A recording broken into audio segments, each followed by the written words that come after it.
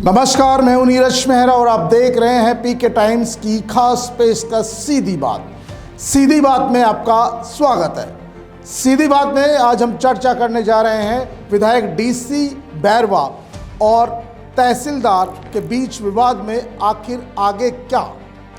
2 फरवरी को यह मामला हुआ जब एक विधायक डीसी बैरवा ने तहसीलदार से पूछा कि यहाँ क्या हो रहा है, और इतना पूछना तहसीलदार को नागवार लगा और उसने सार्वजनिक रूप से विधायक को बंद करने की धमकी दे डाली। कहा कि आप चले जाओ वरना आपके साथ गलत हो जाएगा, और ये वीडियो वायरल हुआ। और इसके बाद विधायक डीसी बैरवा ने इसकी शिकायत विधानसभा अध्यक्ष से की। क्या जनप्रतिनिधि का इतना ही रुतबा है? क्या एक जनप्रतिनिधि को अपने ही विधानसभा में किसी अधिकारी से ये जानने का अधिकार नहीं है कि आखिरकार वो कार्रवाई किसके निर्देश पर कर रहा है? और जब ये मामले ने तूल पकड़ा तो कांग्रेस विधायकों ने विधानसभा अध्यक्ष को इस संदर्भ में ज्ञापन दिया, और उसके बाद विधानसभा अध्यक्ष ने एक विशेषाधिकार कमेटी का गठन कर दिया। विशेषाधिकार कमेटी के गठन के बाद अभी तक इसमें क्या कार्रवाई हुई है? क्योंकि डीसी बैरवा कहना है कि मैंने तो विधानसभा अध्यक्ष पर छोड़ दिया, आगे उनको करना है। लेकिन विधानसभा अध्यक्ष ने क्या कार्रवाई की है वो देखने से पहले, वो सुनने से पहले हम एक बार आपको दिखाते हैं वो वीडियो जिसमें एक विधायक और तहसीलदार के बीच विवाद होता है। तो मैं तहसीलदार हूँ, मालिक हूँ जमीन का, सरकारी जमीन है। मैं आदेश मेरे को गया, मैं खुद मालिक हूँ मेरी जमीन का। आदेश कौन गया? फिर आदेश कौन गया? मैं मालिक हूँ जमीन का। सरकारी जमीन है ये। हाँ तो आप फोटो ले जाओ। सरकारी जमीन है, मालिक मैं हूँ। आदेश कौन देगा मेरे को? मेरी जमीन का मालिक मैं हूँ।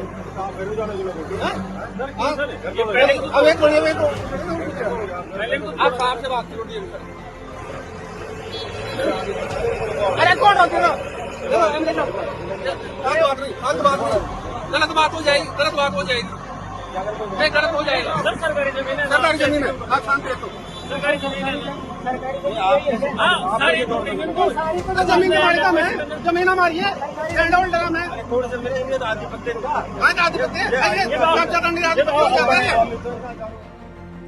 तो देखा आपने इस वीडियो में विधायक डीसी बैरवा तोड़फोड़ की कार्रवाई चल रही है, और मौके पर पहुंचकर तहसीलदार से पूछते हैं कि आखिरकार यहाँ पर क्या कार्रवाई चल रही है, किसके निर्देश पर चल रही है। तो तहसीलदार साहब बोलते हैं, मैं यहाँ का एसडीएम हूँ और मैं यहाँ का मालिक हूँ, ये कार्रवाई मेरे ही निर्देश पर चल रही है, मुझे आदेश देने वाला कौन है? आप अपना काम करिए, नहीं तो कुछ गलत हो जाएगा। इतना सुनने के बाद विधायक डीसी बैरवा सकपका गए, एसडीएम का मुंह ताकते रहे। थोड़ी देर बाद जब उनके समर्थक पहुंचे तो उन्होंने भी उनसे फिर जानने की कोशिश की कि ये गरीब सालों से रह रहे हैं, आखिर इनका क्या दोष है। इस पर तहसीलदार और भड़क गए, और फिर उन्होंने कहा कि विधायक साहब आप चले जाइए वरना आपके साथ गलत हो जाएगा, आपको थाने में बंद कर दिया जाएगा। इसके बाद दोनों के बीच जो बहस हुई आपने देखा ही होगा। मामला विधानसभा में पहुंच चुका है, लेकिन अभी तक इसमें आगे की कार्रवाई नहीं हुई है। माना जा रहा है कि अब विशेषाधिकार कमेटी जो है तहसीलदार साहब को तलब कर सकती है। हालांकि आपको एक चौंकाने वाला मामला और सुनाते हैं कि इस पूरे प्रकरण में जब विधानसभा अध्यक्ष ने इस मामले को गंभीरता से लिया और दौसा जिला कलेक्टर साहब को इस मामले में पूरी जानकारी के साथ विधानसभा में तलब किया, तो आज तक विधानसभा में दौसा जिला कलेक्टर साहब नहीं पहुंचे हैं। जाहिर सी बात है कि दौसा जिला कलेक्टर का विधानसभा अध्यक्ष के बुलावे पर नहीं जाना भी कहीं न कहीं अफसरशाही हावी होने का ही एक नज़ारा है कि आखिरकार विधानसभा अध्यक्ष के निर्देश के बावजूद एक कलेक्टर विधानसभा नहीं पहुंचा है। अब विशेषाधिकार कमेटी तहसीलदार साहब को बुलाएगी और उनसे सवाल जवाब करेगी, पूरे प्रकरण को सुनेगी, क्योंकि देखिए कोई भी व्यवस्था है वो एक तरफा निर्णय नहीं दे सकती है, और निर्णय देना भी नहीं चाहिए जब तक दोनों पक्षों को पूरी तरह नहीं सुना जाए। किसी भी व्यवस्था में न्याय नहीं हो सकता है।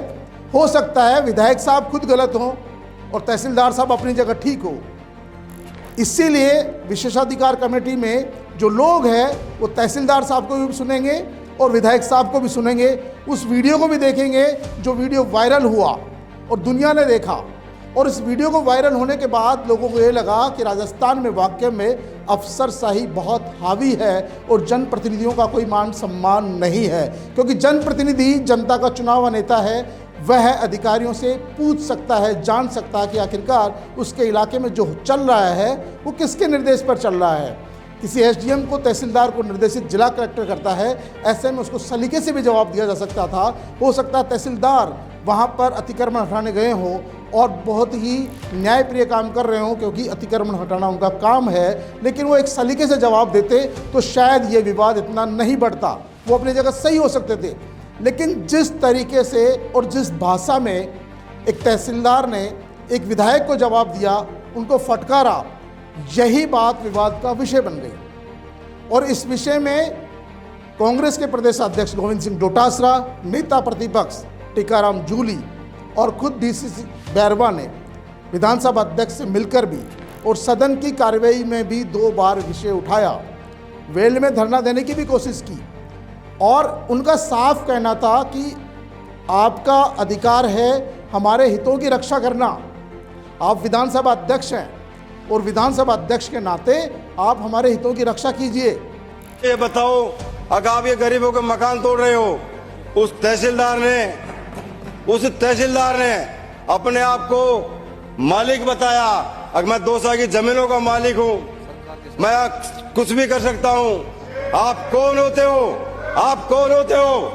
आज के इस युग में जब इस सदन का मैं सदस्य हूं, वो सदस्य कोई भी हो सकता है। सरकार बदलती रहेगी, आती रहेगी, जाती रहेगी, लेकिन उसमें सदस्य कोई भी हो सकता है। वो तहसीलदार एमएलए से पूछता है, अगर आप कौन हो, और ये कहता है आका आप यहाँ से निकलो, मैं कोई इसका जवाब नहीं दूंगा। वो तहसीलदार को कहीं न कहीं राजनीतिक संरक्षण मिला हुआ है, भू माफियाओं से मिला हुआ है। पहले भी तहसीलदार रहे हैं, लेकिन जब से ये 3-4 महीने से तहसीलदार आया है, इसने अति कर रखी है। एमएलए को कुछ नहीं समझता, एमएलए को ऐसे निकलने की बात करता है, एमएलए को पुलिस की धमकी देता है। लेकिन मैं बता दूं साहब, ऐसे अधिकारियों पे आप कार्रवाई करें। मैं सदन में बात करना चाहता हूं, ऐसे अधिकारियों पर आप कार्रवाई करें, नहीं तो आप जब तक ऐसे अधिकारियों पे कार्रवाई नहीं करेंगे तब भ्रष्टाचारी आदमी है। इसके पहले भी जहाँ भी रहा, इसके मैंने काफी पता किया है, उसमें काफी चीजें निकलते आई है। साथियों, मैं इसके बारे में और आपसे बात बताना चाहता हूँ, इसको बर्खास्त करें। और जब विधानसभा अध्यक्ष ने पूरा वीडियो देखा, उसके बाद उन्होंने ये कमेटी का गठन किया है और कमेटी अब जल्दी ही जो तहसीलदार साहब है जिन पे आरोप लगाया गया है, गजानन मीना जी, उनको तलब कर सकती है। अब इस मामले में हो क्या सकता है, आपको ये भी बता देते हैं। यदि विशेषाधिकार कमेटी तहसीलदार साहब को पूरे मामले में दोषी मानती है तो उनका इंक्रीमेंट रोका जा सकता है, उनको सस्पेंड किया जा सकता है और उनको एपीओ भी किया जा सकता है और तबादला भी किया जा सकता है। फांसी किसी को नहीं लगती है, लेकिन भविष्य में प्रोटोकॉल का पालन हो इसके लिए उन्हें पाबंद किया जा सकता है। क्योंकि देखिए, लोकतांत्रिक व्यवस्था में कार्यपालिका, व्यवस्थापिका, न्यायपालिका सबका अपना अपना स्थान है और सबको अपने अपने तरीके से अपनी जिम्मेदारी निभानी होती है।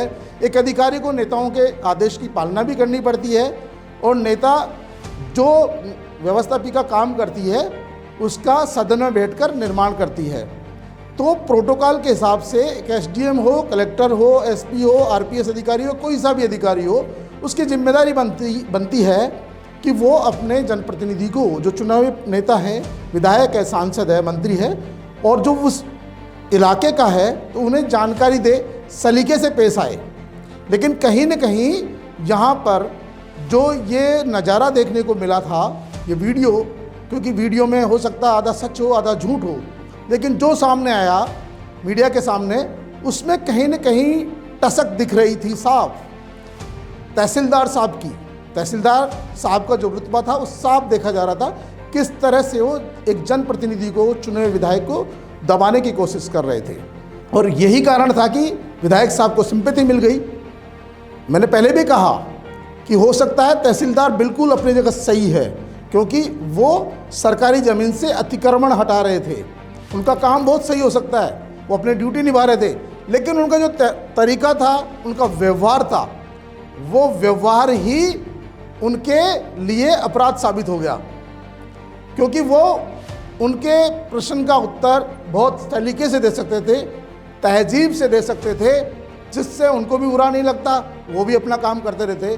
जो हमने सवाल उठाया था कि राजस्थान में क्या वाकई में जनप्रतिनिधियों और अफसरशाही में टकराव है, ये उसी का एक ताज़ा उदाहरण है जो देखने को मिला है। अब देखना यह है कि विशेषाधिकार कमेटी के बुलावे पर तहसीलदार साहब विधानसभा में हाजिर होते हैं या नहीं होते हैं। फिर अगला कदम विशेषाधिकार कमेटी क्या उठाएगी, यह आने वाला वक्त बताएगा।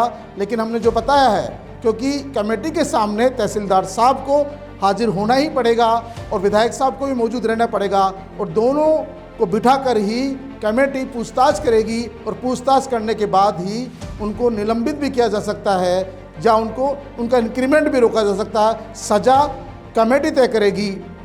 लेकिन इन तमाम बातों से ये साबित हो गया कि कहीं न कहीं राजस्थान में अफसरशाही और जनप्रतिनिधियों के बीच में टकराव लगातार बढ़ता जा रहा है। और डीसी बैरवा तहसीलदार प्रकरण में आगे क्या होने वाला है, इसका इंतज़ार आपको भी है, हमको भी है। तो पीके टाइम्स की खास पेशकश सीधी बात में आज के लिए इतना ही। कल फिर हाजिर होंगे किसी नए मुद्दे के साथ, किसी नए विषय के साथ। तब तक के लिए नमस्कार।